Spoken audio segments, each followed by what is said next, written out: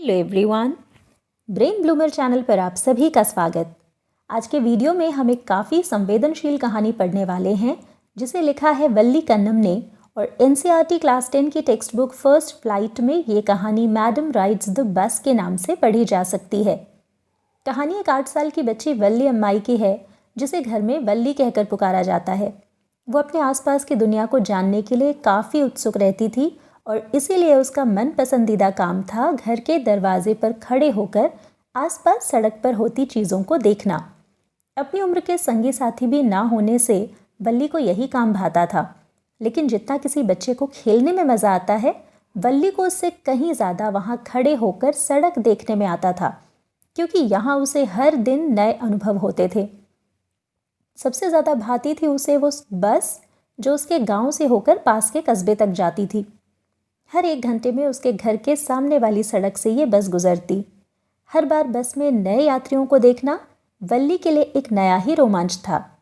हर दिन यही देखते वल्ली के मन में भी एक इच्छा पैदा हुई कि भले ही एक बार, लेकिन मुझे भी बस में बैठना है। हर दिन उसकी ये इच्छा और तीव्र होती जाती थी। बस से उतरते यात्रियों के चेहरे उसके दिमाग में घूमते थे। अगर उसका कोई दोस्त बस की यात्रा के अपने कोई अनुभव सुनाता तो वल्ली को उससे बहुत जलन होती और वो इंग्लिश में प्राउड प्राउड चिल्लाने लगती।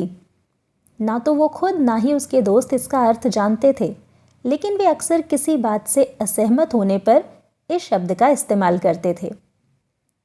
कई दिनों बल्कि महीनों तक वल्ली अपने पड़ोसियों और उन लोगों की बातें ध्यान से सुनती रही जो हमेशा बस से यात्रा करते थे, और उनसे सवाल भी पूछती रही।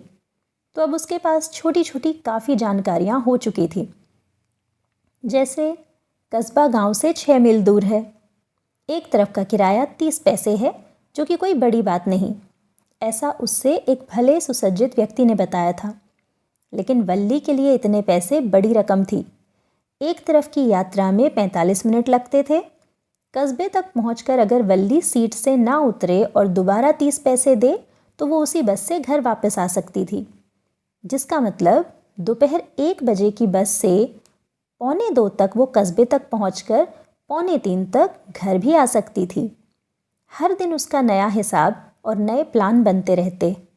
खैर आखिर एक दोपहर की बस जब बिल्कुल गांव छोड़कर हाईवे पर मुड़ने ही वाली थी कि एक नन्ही सी आवाज़ सुनाई दी, बस रोको बस रोको, और छोटे से हाथ हुक्म सा देते हुए हवा में लहराए। बस धीरे हुई और कंडक्टर गेट से सर लगाए लगाए बोला, जिसे भी जाना है जल्दी करो। मैं हूँ, मुझे जाना है, वल्ली चिल्लाई। अब तक बस रुकने लगी और कंडक्टर बोला, क्या वाकई? तुम ऐसा तो मत कहो। वल्ली जो अब तक बस के बाहर ही खड़ी थी सिक्के दिखाती हुई बोली, हाँ मुझे ही जाना है, मेरे पास पैसे भी हैं। कंडक्टर बोला, अच्छा ठीक है, पर पहले बस में चढ़ो, और वल्ली को ऊपर चढ़ाने के लिए अपना हाथ आगे बढ़ाया। लेकिन वल्ली तुनक कर बोली, कोई बात नहीं, मैं खुद चढ़ सकती हूँ, मुझे मदद नहीं चाहिए। कंडक्टर भी मजाकिया था, बोला, अरे मैडम मुझ पर गुस्सा मत होइए, ये बिल्कुल सामने वाली सीट पर आप बैठिए, सभी लोग मैडम के लिए रास्ता छोड़ो, किनारे हटो। ये दोपहर का ऐसा समय होता था जब बस में अधिक यात्री नहीं होते थे, बस 6-7।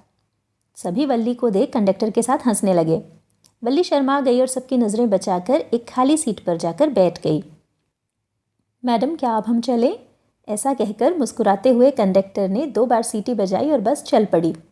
ये एक नई बस थी जिसके बाहर सफ़ेद और हरी पट्टियाँ चमकती थी। बस के अंदर लगे डंडे चांदी से चमकते थे। वल्ली के ठीक सामने एक सुंदर सी घड़ी भी लगी हुई थी। बस की सीटें भी नरम और गद्देदार थीं। वल्ली हर नज़ारा अपनी आंखों में भर लेना चाहती थी, लेकिन अपनी सीट पर बैठे बैठे वो ठीक से बाहर देख नहीं पा रही थी, तो सीट पर ही खड़ी हो गई। बस अब एक नहर के किनारे से गुजर रही थी। सड़क बहुत सकरी थी। एक ओर थी नहर, आगे खजूर के पेड़, घास के मैदान, पर्वत, नीला आसमान। दूसरी ओर गहरी खाई और कई एकड़ में फैली हरियाली। जहाँ तक आंखें जाएं वहाँ तक सब कुछ कितना अद्भुत था। अचानक किसी की आवाज़ से वो चौंक गई। ए बच्ची, ऐसे खड़े मत हो, बैठ जाओ। नीचे बैठते हुए उसने देखा कि भला ये बोला कौन। पास ही एक उम्रदराज व्यक्ति बैठे थे जिन्हें वल्ली की परवाह थी, लेकिन वल्ली को उनसे बहुत चिढ़ हुई। वल्ली बिगड़ते हुए बोली, यहाँ कोई बच्चा नहीं है, बाकियों की तरह मैंने भी अपने पैसे दिए हैं। कंडक्टर बीच में ही बोल पड़ा, अरे महोदय, ये तो बहुत बड़ी मैडम है। आपको लगता है कोई बच्चा खुद अपना किराया देकर अकेले बाहर जा सकता है? वल्ली ने गुस्से से घूरते हुए कंडक्टर को देखकर कहा, मैं कोई मैडम नहीं हूँ, याद रखिए आप, और आपने अब तक मुझे टिकट भी नहीं दिया है। कंडक्टर भी वल्ली की नकल करते हुए बोला, जी मैं याद रखूँगा। एक बार फिर बस में ठहाका गूंज गया और इस बार तो वल्ली भी हंस पड़ी। कंडक्टर ने उसे टिकट देते हुए कहा, आराम से बैठो, सीट के पैसे दिए हैं तो खड़ी होकर क्यों जाओगी? वल्ली खड़े होते हुए बोली, क्योंकि मैं यही चाहती हूँ, लेकिन बस के मुड़ने या ब्रेक लगने पर गिरकर तुम्हें चोट लग सकती है, इसलिए हम चाहते हैं कि तुम बैठ जाओ बच्ची। ये सुनते ही चिढ़ते हुए वल्ली बोली, मैं बता चुकी हूँ मैं बच्ची नहीं हूँ, पूरे 8 साल की हूँ। हाँ हाँ, मैं भी कितना बुद्धू हूँ, भूल गया, 8 साल, बाप रे, कहकर कंडक्टर दूसरे यात्रियों में व्यस्त हो गया। वल्ली को लगा उसकी सीट चली न जाए तो वो भी बैठ गई। एक बड़ी उम्र की महिला वल्ली के पास बैठते हुए बोली, तुम अकेली हो बेटा? वल्ली को वो बिल्कुल भी पसंद नहीं आई। उनके कानों के छेद काफ़ी बड़े थे, जिसमें उन्होंने गंदे से कान के बाले पहन रखे थे, और उनके पान की महक से वल्ली को डर लग रहा था, क्योंकि किसी भी पल उनके होंठों से पान की पीक बाहर आ सकती थी। ऐसे इंसान से कोई कैसे मेलजोल बढ़ाए? सोचते हुए वल्ली ने टका सा जवाब दे डाला, हाँ मैं अकेली हूँ और टिकट भी ले लिया है।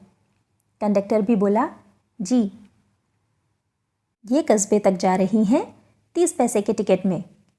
वल्ली ये कहते हुए हंस पड़ी कि अरे आप अपना काम करो ना, और कंडक्टर भी। लेकिन वो महिला कहती रही, भला बताओ, इतने से बच्चे का अकेले जाना ठीक है क्या? तुम्हें पता भी है किस गली, किस मकान नंबर, कस्बे में कहाँ जाना है? आप मेरी चिंता ना करें, मैं अपना ध्यान रख सकती हूँ, कहते हुए वल्ली खिड़की से बाहर देखने लगी। उसकी पहली बस यात्रा। कितने ध्यान से और परेशानी उठाते हुए उसने ये प्लान बनाए थे और पैसे जोड़े थे, अपनी इच्छाओं को दबाते हुए। ना तो पेपरमिंट की गोलियां खरीदी, ना खिलौने, ना गुब्बारे। खासकर मेले में तो जब वो बड़े झूले पर बैठना चाहती थी, तब पैसे होने पर भी मन को मारना कितना मुश्किल था। पैसे जोड़ने के बाद अगली दिक्कत थी घर से चुपके से कैसे निकले, वो भी माँ से बचकर। लेकिन उसने ये भी कर लिया। हर दिन दोपहर में खाना खाकर माँ 1 बजे से 4 बजे तक सोती थी। वल्ली हर दिन इस समय घर के दरवाजे पर खड़ी होती थी और इन्हीं घंटों में वो घर से बाहर भी जा सकती थी। अब बस एक खुले मैदान से लगने वाले इलाके से गुजर रही थी। कभी सामने से आती कोई दूसरी गाड़ी लगता अपनी बस से टकरा न जाए, कभी लगता सड़क पार करते किसी व्यक्ति पर बस चढ़ न जाए, लेकिन बस आराम से आगे बढ़ जाती। पेड़ लगता था अपनी ही ओर भागे चले आते हैं, लेकिन जब बस पास आती तो खड़े हो जाते। अचानक वल्ली खुशी से ताली बजाने लगी। एक गाय हवा में पूंछ उठाए बीच सड़क पर बस के आगे ही आगे दौड़ रही थी। बस जितना हॉर्न बजाती उतना ही डर के ये गाय भागती, लेकिन बस के सामने ही। वल्ली को यह सब देखकर बड़ा मज़ा आ रहा था और वो तब तक हंसती रही जब तक उसकी आंखों में आंसू नहीं आ गए। कंडक्टर बोले, इससे पहले कभी हंसी नहीं हो क्या? बाकी कल हंस लेना। जल्दी ही गाय बस के सामने से हट गई और बस रेलवे क्रॉसिंग तक पहुंच गई। एक ट्रेन पास आ रही थी और धड़धड़ाते हुए सामने से निकल गई। आगे रेलवे स्टेशन पार करते हुए बस एक व्यस्त सड़क पर आ गई, जहां बड़ी बड़ी चमकती दुकानें थीं। कितनी भीड़, कैसे सुंदर कपड़े और कितना सामान। वल्ली आश्चर्य से सब देखती रही। बस रुकी तो वल्ली के अलावा सब उतर गए। कंडक्टर बोले, तुम नहीं उतरोगी? इतने पैसे में यहीं तक आ सकते हैं। वल्ली ने जेब से पैसे निकालकर कंडक्टर को देते हुए कहा, नहीं, मैं इसी बस से वापस जाऊंगी। क्यों, कोई बात है क्या? कंडक्टर बोले, कोई बात नहीं, मैं तो सिर्फ बस में घूमना चाहती थी। इस पर कंडक्टर ने पूछा, तो अब जब यहाँ आ ही गई हो तो कुछ देखोगी नहीं? नहीं नहीं, मुझे डर लगता है, वल्ली बोली। कंडक्टर को ताज्जुब हुआ। वे बोले, बस में बैठने में तो तुम बिल्कुल नहीं डरी। वल्ली बोली, उस पे क्या डर? तो कंडक्टर ने कहा कि ऐसा है तो पास के स्टॉल पर जाकर कुछ पी लो, इसमें भी डरने की कोई बात नहीं। वल्ली बोली, मैं ये नहीं कर सकती। अच्छा, तो मैं तुम्हारे लिए कोल्ड ड्रिंक ले आता हूँ। वल्ली ने कहा, मेरे पास पैसे नहीं हैं, आप बस मुझे टिकट दे दो। इस पर कंडक्टर बोले कि ये मेरी तरफ से ट्रीट, लेकिन वल्ली नहीं मानी। इन्हीं बातों में बस के लौटने का समय हो गया। इस बार भी ज़्यादा यात्री नहीं थे। कंडक्टर ने टिकट देते हुए पूछा, तुम्हारी माँ तुम्हें ढूंढ नहीं रही होगी? नहीं, कोई मुझे नहीं ढूंढ रहा होगा, वल्ली बोली। बस एक बार फिर उन्हीं सुंदर नज़ारों से होती चल पड़ी। वल्ली ज़रा भी बोर नहीं हो रही थी। पहली बार जितनी खुश थी, इस बार भी उतनी ही कि अचानक उसने एक गाय को सड़क किनारे मरा पड़ा हुआ देखा, जहाँ किसी तेज़ी से जाती हुई गाड़ी ने उसे टक्कर मारी होगी। वल्ली ने कंडक्टर से पूछा, क्या ये वही गाय है जो हमारी बस के आगे आगे दौड़ रही थी? कंडक्टर ने हाँ में सिर हिलाया। वल्ली दुख से भर गई। ऐसा क्या हुआ कि इतना प्यारा सुंदर प्राणी अपनी सुंदरता, अपना जीवन खो बैठा और अब डरावना लग रहा था। चारों ओर खून, अकड़े हुए पैर, खुली फटी सी जीवनहीन आंखें। बस तो आगे बढ़ती रही, लेकिन उस मृत गाय की यादें बार बार आकर वल्ली को डरा रही थी। अब वो खिड़की से बाहर भी नहीं देखना चाहती थी। वो अपनी सीट से चिपकी बैठी रही जब तक बस उसके गांव नहीं पहुंच गई। उसने उठकर कंडक्टर से कहा, आशा है आपसे फिर मिलना होगा। कंडक्टर मुस्कुराकर बोले, ज़रूर मैडम, जब भी आपको बस की सवारी करने का मन हो आ जाइएगा, लेकिन किराया लाना मत भूलिएगा। हंसते हुए वल्ली बस से कूदकर उतर पड़ी और दौड़ते हुए सीधे घर भागी। जब वो घर पहुंची तो देखा माँ जाग चुकी थी और साउथ स्ट्रीट वाली उसकी एक आंटी से बातें कर रही थी। ये आंटी बहुत बातूनी थी, उनका मुंह कभी बंद ही नहीं होता था। बिना उत्तर की प्रतीक्षा किए यूं ही उन्होंने वल्ली से कहा, तुम कहाँ थी? वल्ली सिर्फ मुस्कुराई और दोनों महिलाओं की बातें चलती रहीं। माँ कह रही थी, आप ठीक कह रही हैं, बाहर दुनिया में हमारे आसपास क्या क्या होता रहता है, भला हम सब कुछ कैसे जान सकते हैं? और थोड़ा बहुत जान भी लें तो सब कुछ समझ तो नहीं सकते। वल्ली बोली, ओ हाँ। माँ ने कहा, क्या? तुम क्या कह रही हो? वल्ली बोली, मैं तो बस आपकी बात से सहमत हूँ कि बिना हमारे जाने हमारे आसपास कितना कुछ होता रहता है। आंटी तुरंत बोली, देखो ज़रा, बित्ते भर की लड़की और कैसे हमारी बातों में नाक घुसा रही है जैसे बहुत बड़ी औरत हो। वल्ली खुद ही मुस्कुराई। वो नहीं चाहती थी कि उन लोगों को उसकी मुस्कुराहट का राज पता चले, और इसकी गुंजाइश भी तो नहीं थी। आपको क्या लगता है, वल्ली क्यों मुस्कुराई? कमेंट करके ज़रूर बताइए।